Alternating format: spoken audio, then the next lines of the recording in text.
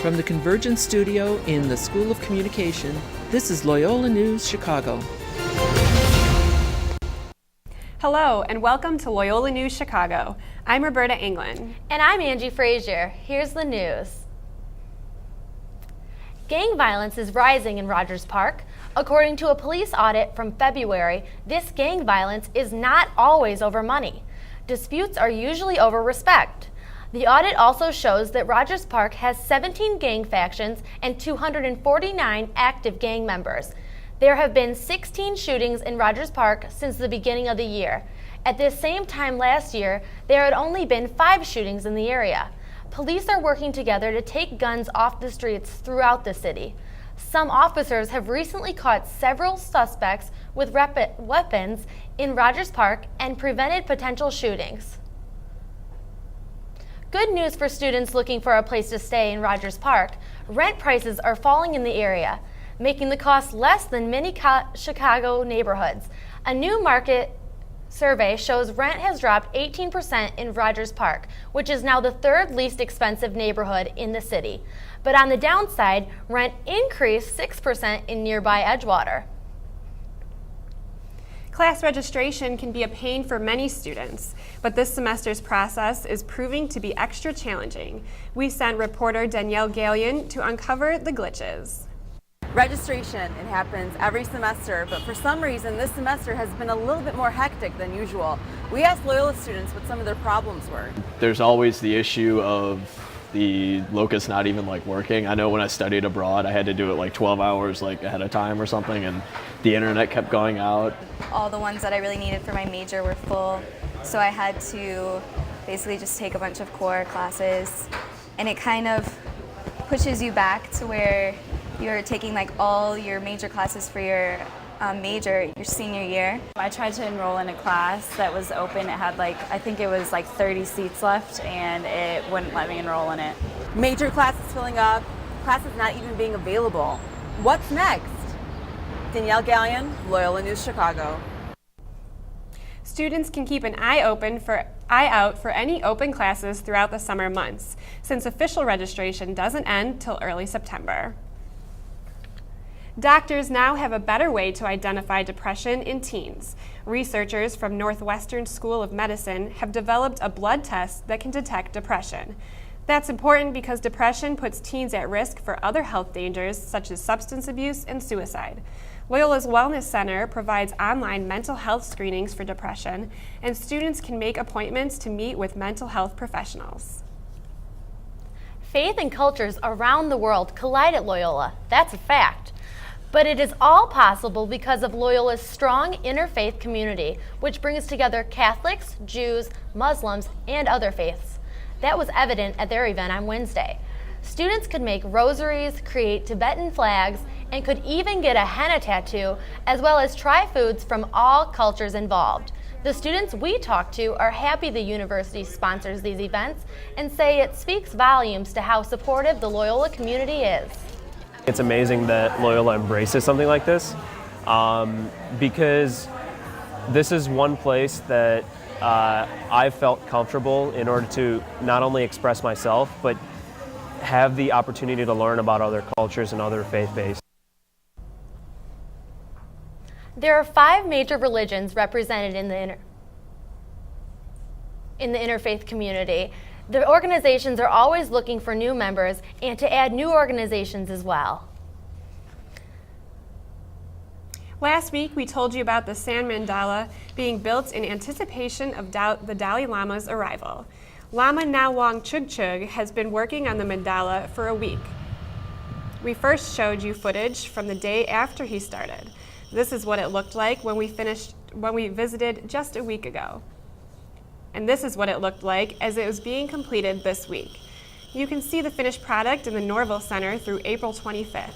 And after the Dalai Lama speaks on the 26th, the mandala will be poured into an urn and put into Lake Michigan to symbolize the impermanence of life. Coming up, a head coach at Loyola is expected to serenade the crowd at a different ball game. And stay tuned to find out how Loyola students spend their Friday night supporting a good cause. who says you can't teach an old dog new tricks? Maybe you should go to your shelter and get a mature dog who will make your blues disappear. How's that for tricks?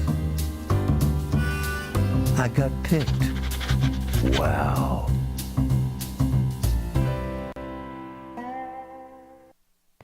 There are so many fun things we all can do to be healthier, no matter who you are or where you are. So let's move. Oh, here we go. Let's stretch in the grass. What a play! Let's play tag. Wow, unbelievable.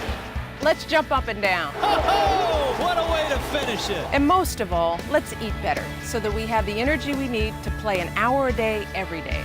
Everyone can play. Just go to letsmove.gov to learn more. Members of the Loyola community put on their tennis shoes to relay for life. Jordan Gutterman shows us how people impacted by cancer in many different ways came together in the fight against the disease. Cancer never sleeps, so for a solid 12 hours, neither did the Loyola community. Students relayed for life by packing their pillows, sleeping bags, and canteens to prepare for a long night of spreading awareness and raising money for cancer research. The American Cancer Society partnered with the on-campus organization Loyola Colleges Against Cancer to host Relay for Life. Relay for Life really is just a place for cancer survivors, caregivers, family, friends to kind of come back and cope and remember why we're fighting this disease. For Loyola, Relay for Life isn't just a means of fundraising. This event honors students who are cancer survivors and also those who are still battling the disease. I'm in Loyola's Gentile Arena, where students and the community are literally taking steps to fight cancer. I'm talking to Loyola cancer survivors and members of the Relay for Life committee to find out what exactly this event means to them. Lauren Missler is co-president of Loyola's chapter of Colleges Against Cancer. As a thyroid cancer survivor, Lauren says she is blessed to see the community come out and show their support, but that being humorous is what got her through her cancer fight. When I was diagnosed, and I was basically told my cancer was super advanced, like, I'm not going to survive, and I must have cried for a couple of hours. And then I just realized what's the point of crying about it, and I started laughing about it and making cancer jokes. While Lauren has beaten her cancer, other Loyola students are still fighting that battle. Catherine Sullivan has been suffering from thyroid cancer for over 3 years now, but Catherine stays strong to show that she has the cancer doesn't have her. I don't think cancer affects my life that much because I don't think about it a whole lot, and it's one of those things that I almost forget about. Later on, Loyola's a cappella group lent their voices to show support. By dark, the luminary ceremony filled the event with the spirit of remembrance. Those affected by cancer were honored and recognized through the lighting of candles. Although cancer does play a significant role in its victims' lives, these Loyola students want the world to know that cancer doesn't define who they are. Jordan Gutterman, Loyola News Chicago. So far, Loyola has raised $34,000, and that amount is expected to grow as fundraising continues throughout August. With the semester winding down, Loyola students will get to unwind in a new way. Mike Byra reports how students will climb walls and taste new food. Loyola will have new food and attractions at this year's Spring Block Party. From Rush to State and Chicago to Pearson, students will get to enjoy rock climbing, a photo booth, and a live band. Instead of having just hamburgers and hot dogs, the event will have food from Connie's Pizza, Cadoba, and Potbelly. Loyola students are looking forward to the new attractions. It's definitely something more than what they usually have. I mean, the rock climbing wall sounds pretty cool. I haven't been able to go any other year, but I'll probably come this year. According to Sister Jean Schmidt, Rambler Bucks made it possible for these restaurants to cater at the block party and bring the Loyola community together. Students who live at Baumhart, graduate students, undergraduate students, commuters. So this is about the first time they all kind of get together, and it's really neat. I have to be careful where I'm walking now, but during the Water Tower Campus Block Party, this street will be closed off so students can unwind. The block party will be Wednesday from 11 a.m. to 2 p.m. Bring your student ID. Mike Byra, Loyola News Chicago. Water Tower Campus Life says the block party will take place rain or shine.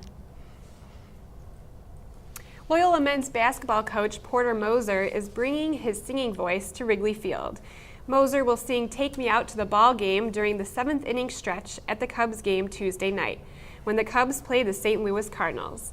It's not his first experience with the Cubs. Moser threw the opening pitch on Alumni Night at Wrigley Field last June. If you've always wanted to see a Sarah Palin stove, it's your lucky day. The Bridgeport Art Center on Chicago's South Side will debut a Sarah Palin statue that stands 9 feet tall and just happens to have a large mouth that you can cook out of. Also, when the sculpture is used as a stove, the smoke exits from the bun on her head. The Art Center will roast a pig in the sculpture's mouth for the opening of their new sculpture garden. So, will you be heading over for some Palin pig roast? I think I'll pass on this one. That's our news for today. Thanks for watching. We'll leave you with footage of the finished sand mandala shot by Loyola News photographer Alex Rich. Have a good day.